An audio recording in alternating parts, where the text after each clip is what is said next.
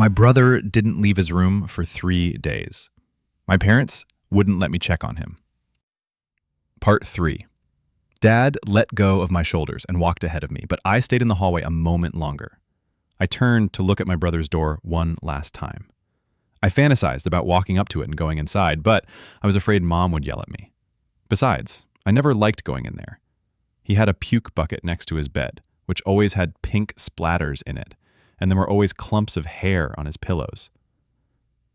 Back before the last hospital visit, Mom would make me go in there and talk to him, but I always made up some excuse like I had a cold and didn't want to get him sick. When I couldn't get out of it, I would stay in there for a few minutes and watch him try to breathe. I would tell him about some TV episode I saw, then run back to my room. I looked up. I thought I was walking back to the kitchen, but I was moving toward the door. I didn't want to, but I kept moving like my limbs were controlled by a puppeteer. I put my hand on the doorknob. I turned. The gym sock smell filled my head like helium. Through the darkness, I could make out a sliver of my brother's face. The soft evening light fell on him. His eyes were open, staring at the ceiling. His arms were straight as rulers, and his fingers curled like a blooming rose. I walked to the side of his bed.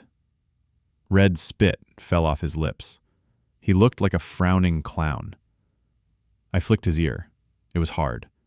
I walked out and closed the door behind me. As I walked back, I seemed to forget what the inside of his room looked like. With the door closed, it could be anything. Jacob could be doing jumping jacks or reading comic books or plotting his next ear flick attack. When I walked into the kitchen, I heated up 4 plates of spinach and ricotta casserole.